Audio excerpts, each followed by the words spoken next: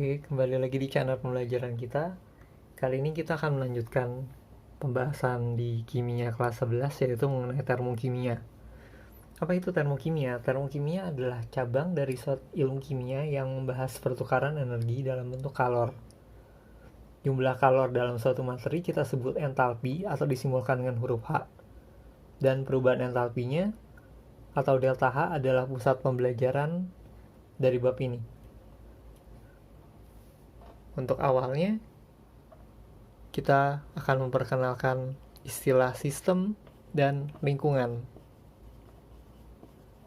di mana sistem ini adalah pusat pengamatan kita, sedangkan lingkungan ini adalah segala hal yang ada di luar sistem. Kalau menurut arah perpindahan kalor antara dua bagian ini, kita dapat membedakan reaksi termokimia dalam dua jenis, yaitu reaksi endotherm dan exotherm. Apa itu reaksi endotherm dan exotherm? Reaksi endotherm terjadi ketika terjadi perpindahan kalor dari lingkungan ke dalam sistem.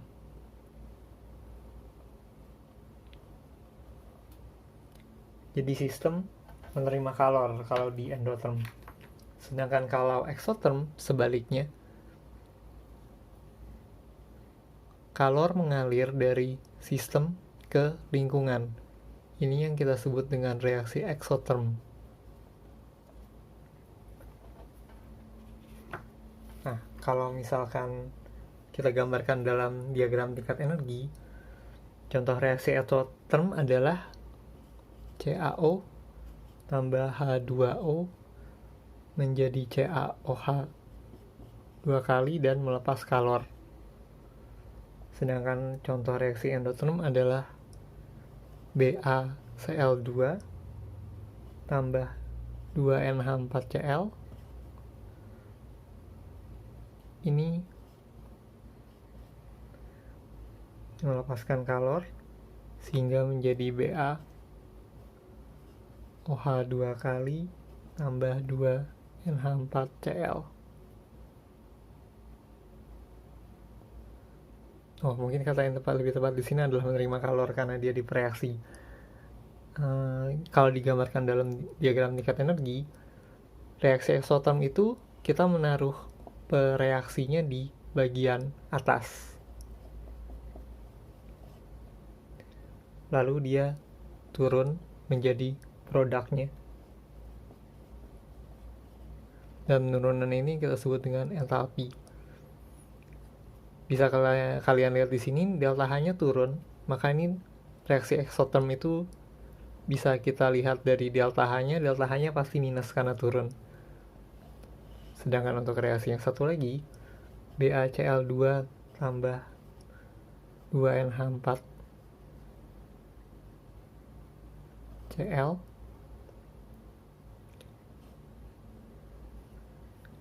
arah reaksinya akan ke atas.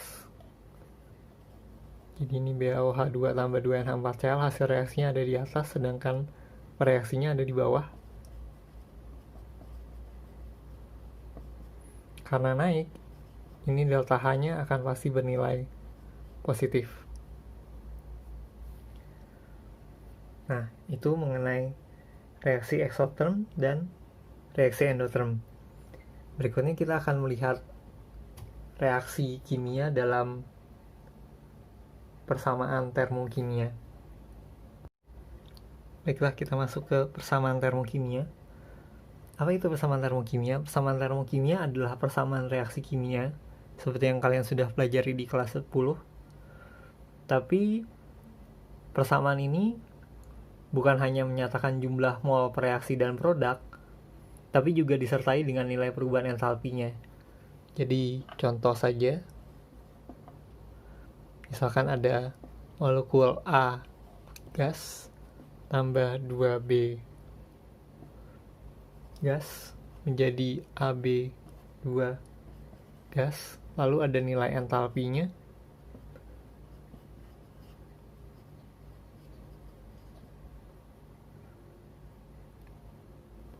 Seperti yang kalian lihat di sini, ini untuk min 150 kJ per mol.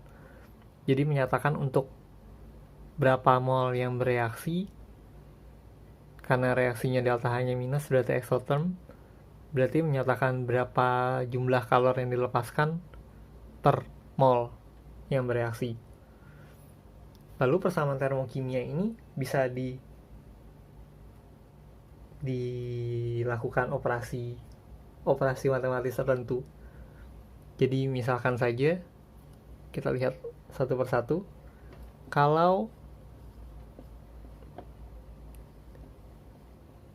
persamaan termokimia dibalik, jadi yang kalau di atas itu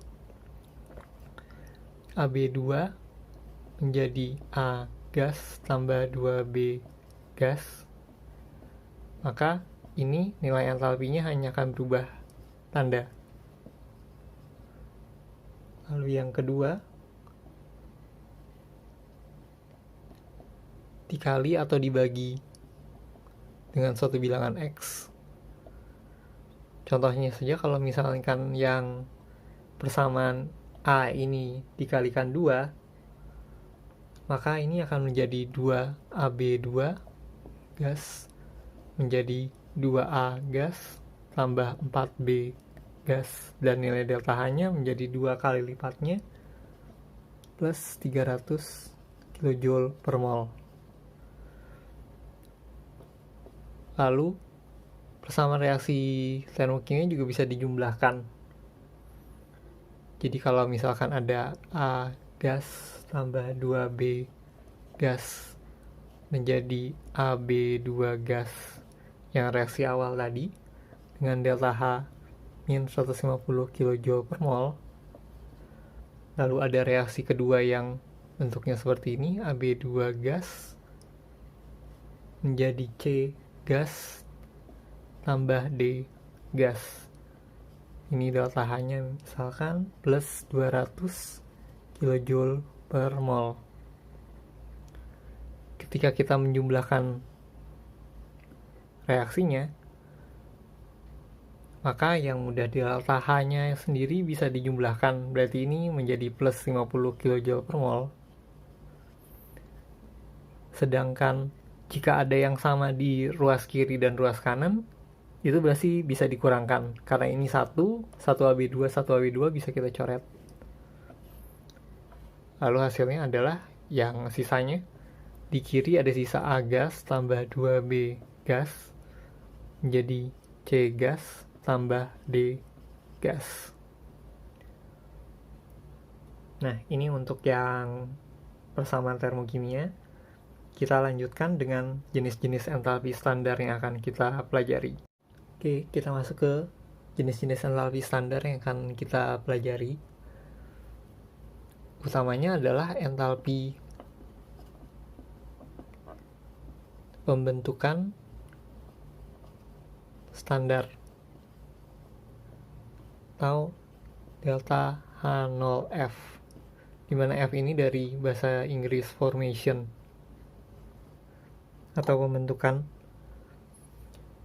Jadi entalpi pembentukan standar ini menyatakan jumlah kalor yang dibutuhkan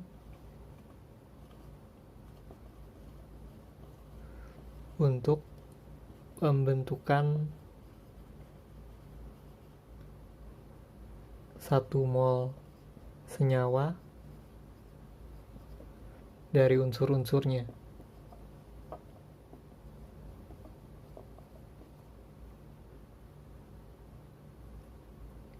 Tentu unsur-unsurnya ini yang stabil pada keadaan standar. Kalau kalian ingat di kelas 10, keadaan standar itu adalah 0 derajat Celcius, 1 atmosfer. Contohnya adalah tambah O2 gas menjadi CO2 gas.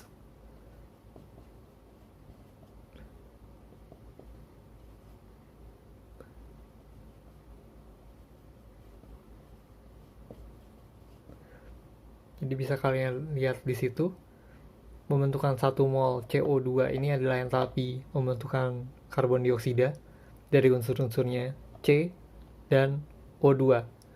Bukan O saja, karena di alam kita tersedianya oksigen dalam bentuk O2, bukan O saja. Seperti yang kalian lihat di sini juga, ini koefisiennya masing-masing 1, dan ini menjadi 1 mol CO2. Tapi yang terpenting untuk delta HF adalah yang harus 1 adalah yang di sini, yang CO2. Sementara untuk koefisien yang bereaksinya bisa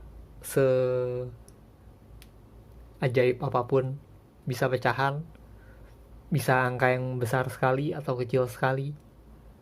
Tapi yang harus diperhatikan adalah di sini harus 1 CO2.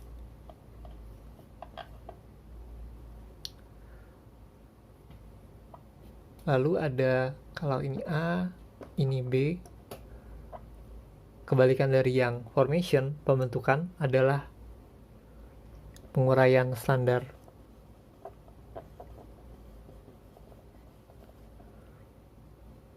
Atau delta H0D. D ini dari decomposition.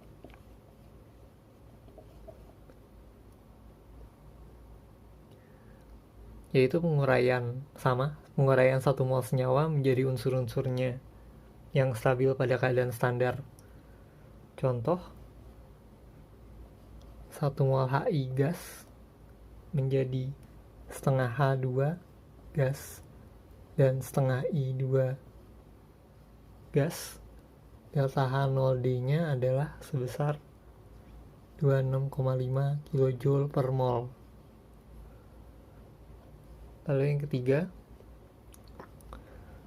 pembakaran standar atau delta H0C. C ini dari combustion, adalah kalor yang dibebaskan pada pembakaran 1 mol zat pada keadaan standar. Kalau kalian lihat yang di sini, ini juga sebenarnya entalpi pembakaran sekaligus pembentukan. Contoh lainnya, kalau ada C3H8 gas tambah O2 gas menjadi 3CO2 gas dan 4H2O gas, ini 5O2.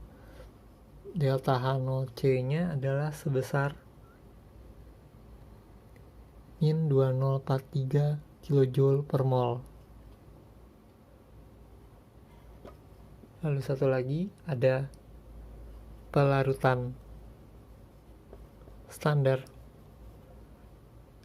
atau delta H0S. S-nya di sini dari solvation. Contoh, kalau ada NaCl solid dilarutkan menjadi larutan NaCl aqueous, maka delta H0S-nya adalah sebesar 3,9 kJ per mol. Ini adalah jenis-jenis entalpi standar yang akan banyak kita temukan di dalam bab ini. Kita lanjutkan dengan cara-cara penentuan entalpi reaksi. Oke, kita masuk ke penentuan entalpi reaksi. Cara pertama adalah dengan cara eksperimen atau menggunakan kalorimetri.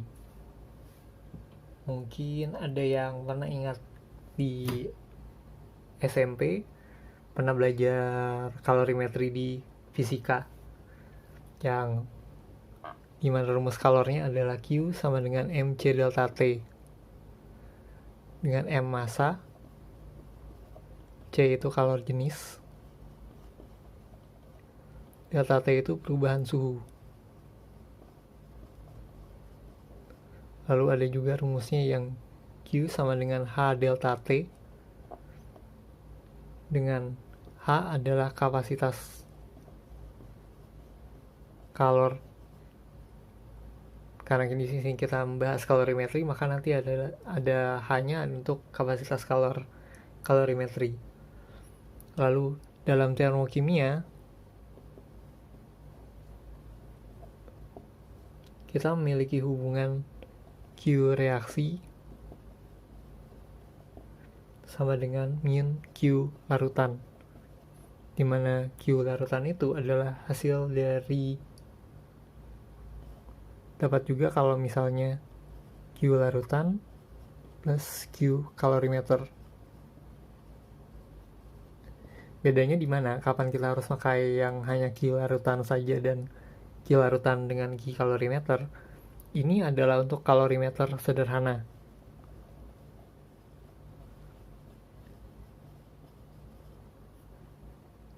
Sehingga kalorimeternya, kapasitas kalornya dapat diabaikan, dan dengan demikian tidak diperlukan dalam perhitungan. Lalu yang Q reaksi ini akan sama dengan delta H atau perubahan entalpi dari reaksi yang diminta. Oke, kita lihat soalnya sebentar lagi. Baiklah, ini soal kita untuk kalorimeter. Bisa kalian pause videonya jika kalian ingin membaca soalnya.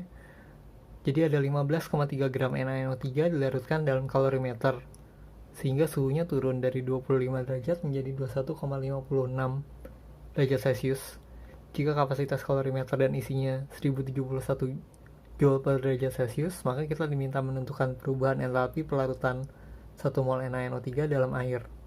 Reaksinya diberikan dan massa molekul relatifnya juga sudah ada di situ. Oke, jadi apa yang harus kita lakukan? Pertama-tama kita diberikan massa, jadi kita harus menentukan mol NaNO3 terlebih dahulu, yaitu 15,3 dibagi 85. Ini hasilnya 0,18 mol. Jadi reaksi kita itu adalah untuk 0,18 mol. Jadi kita bisa hitung Q-nya untuk 0,18 mol dengan rumus H delta T, karena kita hanya mengetahui kapasitas kalorimeter saja, jadi kita bisa langsung memakai rumus H delta T. Jadi di situ kita tidak memakai rumus MC delta T, tapi kalau misalkan tidak diberikan kapasitas kalorimeter, maka yang digunakan adalah MC delta T dengan C-nya dianggap C air. Oke, kita lanjutkan. Jadi di situ H delta T-nya dihitung 1071 Joule per derajat Celcius dikali perubahan suhunya. Ini hasilnya adalah 3684,24 Joule. Ini untuk 0,18 mol, sedangkan kita diminta mencari delta H, berarti itu untuk 1 mol.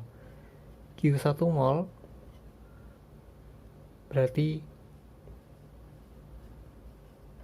ini 1/18 dari 1/0,18 dikalikan yang di atas tadi.